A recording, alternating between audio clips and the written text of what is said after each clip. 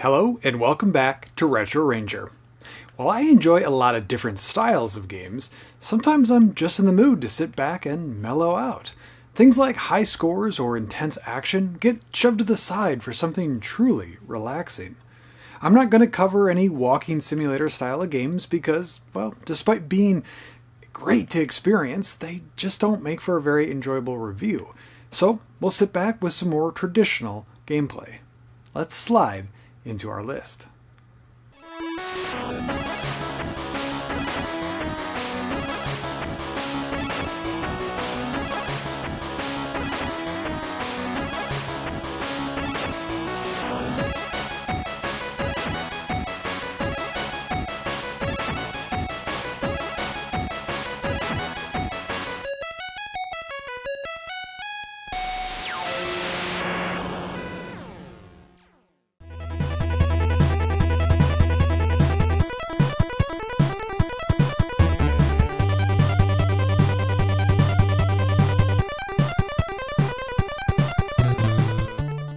Okay, first up is Skate 3, though you really could pick Skate 1, 2, or 3, all of which are on the PlayStation 3. They are all filling the same void for me, which is open world skateboarding that, at least at the time, felt like it got closest to translating the motions of skating to the controller. While the Tony Hawk Pro Skater series is definitely enjoyable, this game enhances nearly every aspect by grounding itself in reality with its stages, tricks, and controls.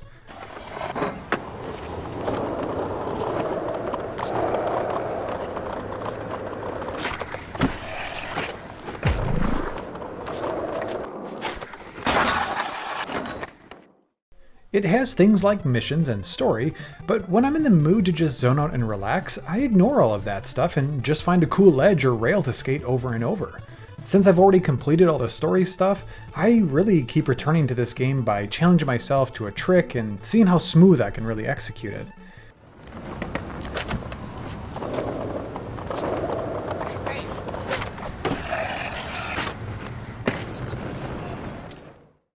There's helpful systems like setting reset points to make this experience even more enjoyable, and all that's left to do is just find a chill song track and get into it. The series itself is popular for a lot of what we just talked about, but it's very polished, and especially for a skateboarding game that lends itself to just having fun without all the forced mechanics of prior skateboarding games. While this is a great contender, I wanted to move on actually to something a little bit better from a skateboarding game that actually just takes this formula and bumps it to the next level.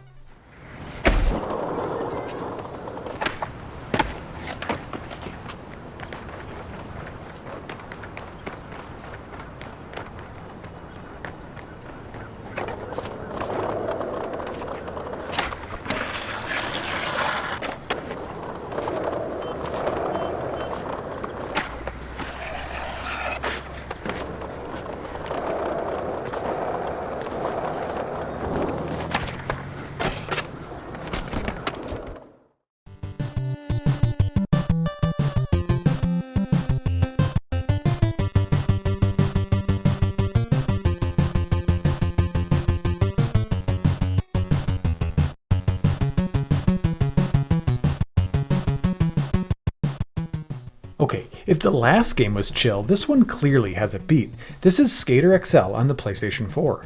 Skater XL takes the previous guidelines of kick back and just skate to a whole new level, removing all story completely as well as missions. There are tutorials and challenges, but the latter can only be accessed in the menu, effectively making a player seek it out if they want it and clearly not the focal point of the game. Improved is skateboarding simulation through and through, and it just introduces a unique control scheme that puts each analog stick as one of the skater's feet. That also means, though, that you don't turn by using any analog stick in favor of the shoulder L2 and R2 buttons, and that will likely scare a few folks off pretty quickly. What I can say, though, is that once you get past that, the almost innate notion of moving your skater with the sticks, the level of control of your board that you get in exchange is well worth it, and it definitely makes for a super chill skate session.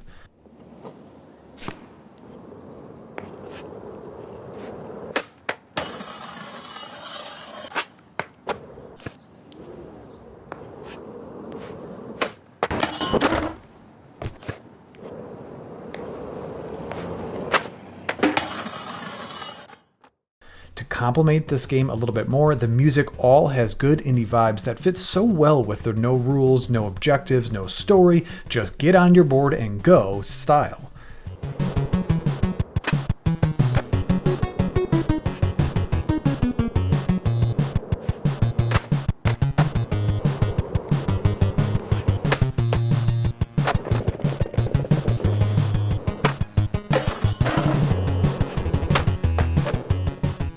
That all said, there are a few issues that I have with this one. First, the content itself is rather limited. The music I was just praising, well, there's only a handful of songs, and within a normal play session, you will be hearing the same songs as it loops in its library. After a lot of skating, you'll know every word to every song, which can get old and ruin the strong pairing of the songs. The levels too are unfortunately limited. The ones that are here though are great. Well, most of them. This mega ramp one feels a bit boring to me, but in general, they're all pretty darn detailed and you can find many good nooks and crannies to just skate. I just wish there were more levels in general. It's worth calling out that they do have a good mod community that can add new maps and such, and it's also relevant to say that it's much more active for the PC version of the game, but there's some console editions here too. The last complaint that I have is that it's sometimes really buggy. They've added some patches since it originally launched, which has certainly helped, but it's not uncommon to witness the physics engine gaining sentience or accidentally clipping through the world and falling to a most untimely death. All that said, this game truly embodies the chill vibes, and despite the Skate series being much more polished, the total board control and no distractions can really hit that sweet spot. If you're in the mood to just zone out, it's hard to recommend anything else, but like life, our list goes on.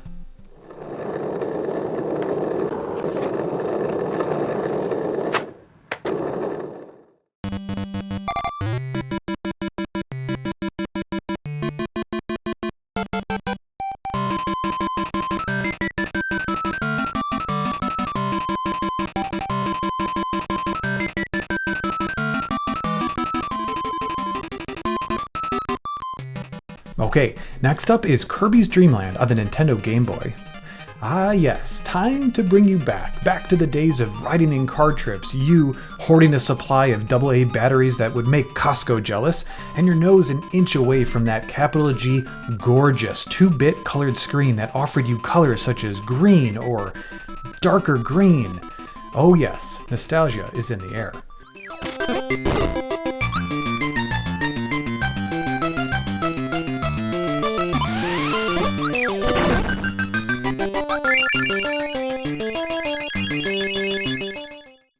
Now, you may be wondering, why is this game on this list? After all, it's got its fair share of action within it and certainly clear goals and objectives, so what's the deal?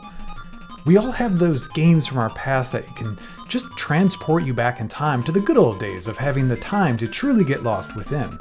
While I've taken up the mantle of helping share these now forever loved experiences with my kids, and of course all of you, they likely won't ever recapture that same feeling unique to me. And that's okay. These will hold up regardless, but it's for this reason that I can easily jump back into this game and really kick back.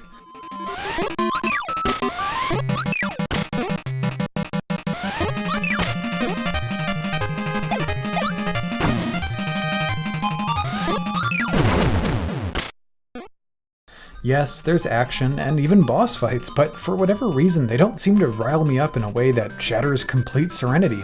In fact, it's just purely laid back at this point. There's no real surprises left, and I've completed it enough times to just enjoy it, regardless of how good or bad I may be playing on that particular day. This may not be your game on the list for you, but I'm willing to bet that you have one of your own nonetheless. With the Kirby series still going strong with the latest release of Kirby and the Forgotten Land, it's somewhat cool to think of my time with the original that started it all. If you're new to the Kirby series and maybe haven't experienced this one yet, it's time to rectify that situation ASAP. Let's move on though to the next game on our list.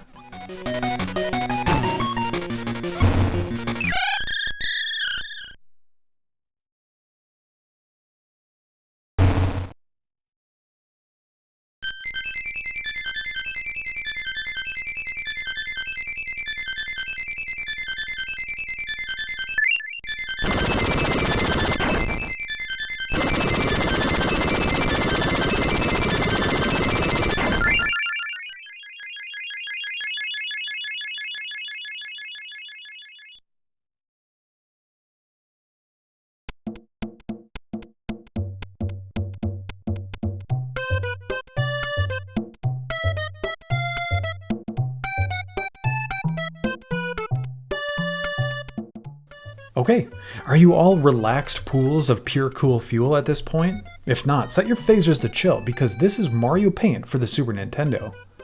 As a kid, this game always fascinated me, as I know it did so for so many others. It was certainly unique, right? With its state-of-the-art trackball mouse and mousepad for a console game. But beyond the peripherals, the game, if you can call it that, it's more of a collection of fun things to make and do, is also unique. Today we have amazing creative outlets for our favorite jumping plumber like Mario Maker, but this was really the first of its kind in 1992, at least in a published console setting.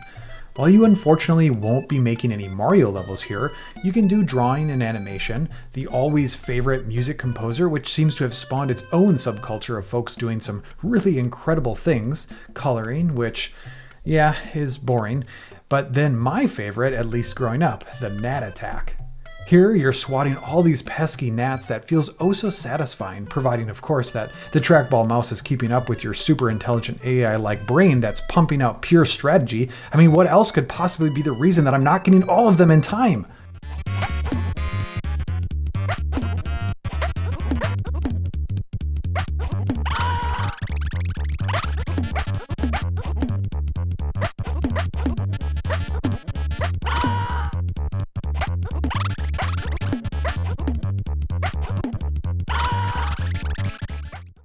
Okay, so maybe Gnat Attack isn't exactly relaxing, but back to the music composer to get us back on track. I didn't end up putting this one on our rhythm games video because it just doesn't feel like those types of games. It's much more creative and exploratory than anything else. You'll get 15 different instruments, each represented by some icon that you'll get to slap down on the music staff and be given some controls like tempo and the ability to change the timing signatures somewhat.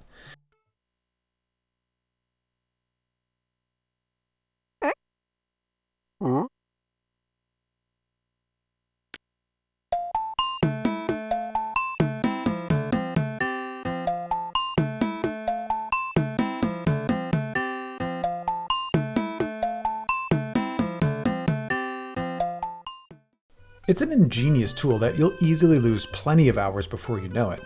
I mentioned that it's been the catalyst for some truly creative people, and by removing some of the length limitations, it's been no holds barred for the really cool projects that are out there. My favorite, of course, being the full recreation of Toto's Africa that will have you jamming for some truly chill times. Let's move on though.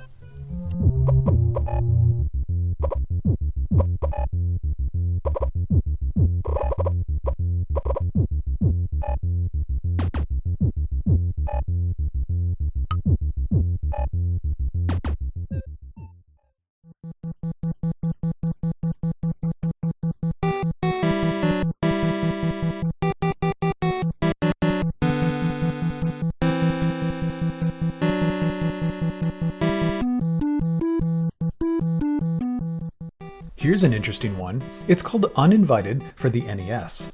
This is one of 3 games that ICOM Simulations put out on the Macintosh that were ultimately ported over to the NES. They're all point-and-click adventure games that, despite the theme and content changing, all work very similar, leveraging the same custom game engine. The setting for Uninvited is a spooky mansion that, as you explore, you look for your missing sister and find clues and other things.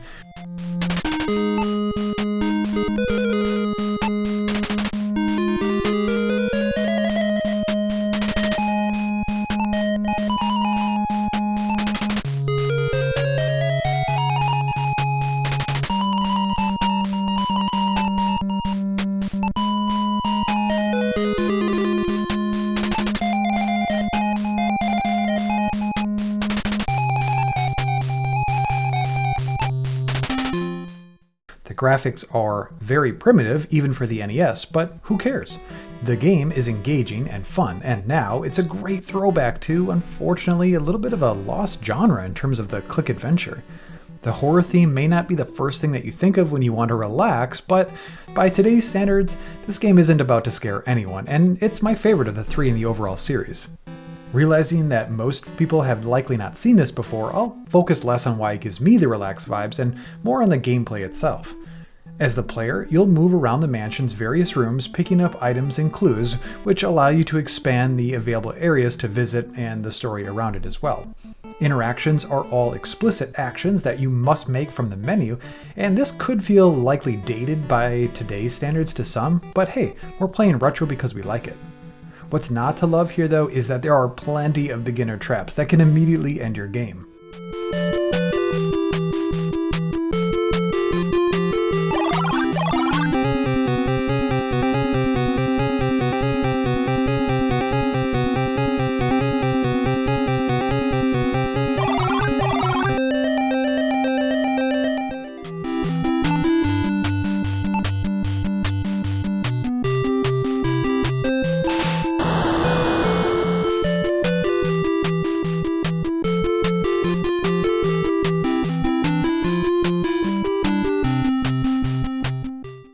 While this isn't great game design, simply saving often is sufficient to learn your way around them, and it's without much penalty or really losing much time either.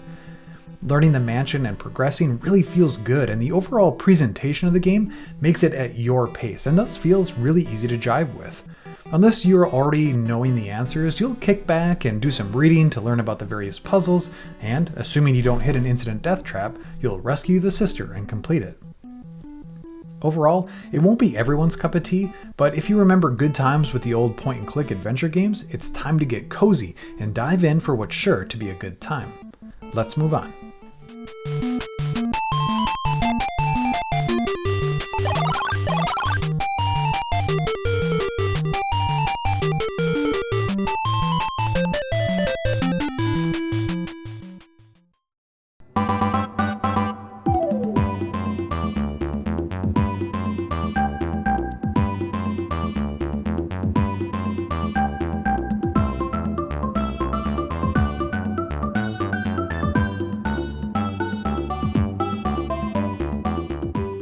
Okay, next up on our list is Pokemon Snap for the Nintendo 64. This is a strange one that if you were pitched the concept, you'd likely scoff and walk away, which is exactly what I did the first time that I heard of it, but there's definitely some magic to the game loop here that's unexpected. Anyway, here's the pitch. You can't control where you move, and your only goal is to take pictures of Pokemon you can't control, and you're vying for the best score based on the pictures that you take. Okay, that's clearly a bit disingenuous, and to be very clear, this is a really good game, but I always think about how the concept even got greenlit to begin with.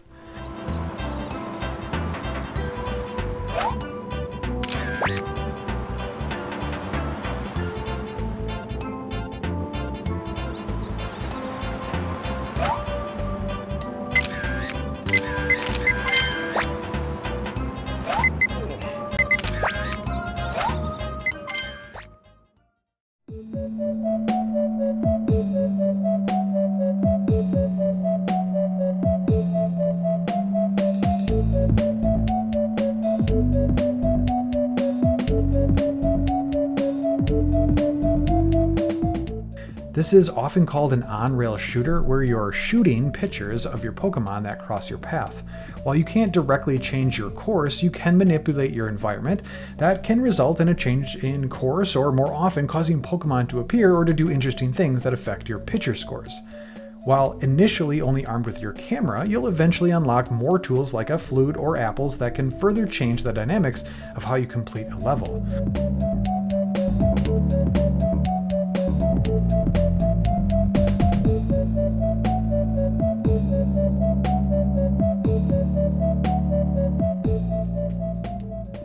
This is the sweet spot, and why I think it's even better described as a puzzle game. Figuring out what you can do is half the fun of unlocking this game's true potential, and there's no shortage of secrets to uncover. After unlocking new levels and finding different Pokemon that are relevant for the environment, you'll gain access to new puzzles and collectible pictures that all feel rewarding through and through, and it's at a pace that never breaks away from our relaxing theme.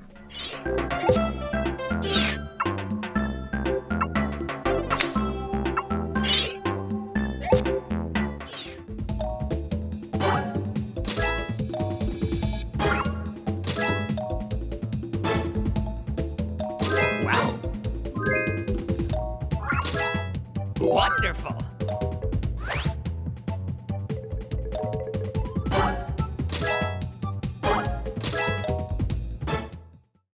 After over 20 years, Nintendo felt the time was right to release a sequel called New Pokemon Snap that, while being a nice enough follow-up, fell short of reviving the nostalgia and good vibes that come with this original. I'm sure many have played this, but just in case you haven't, chill out with this now classic puzzler because, after all, you're just taking pictures here.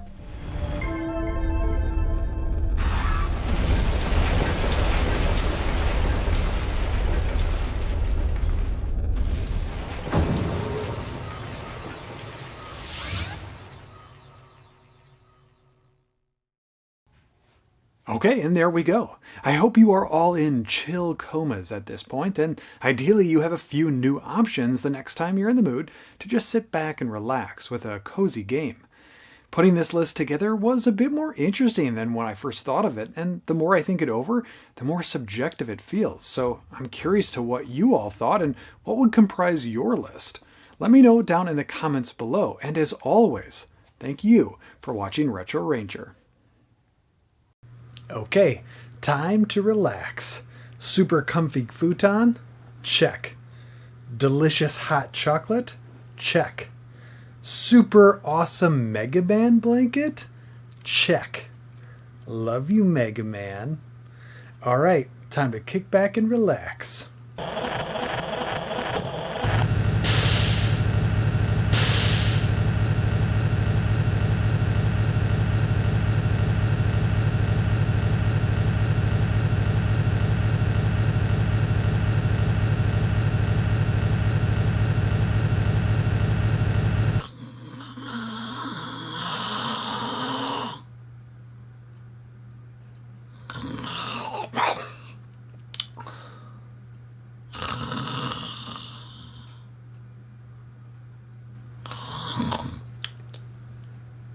Mega Man.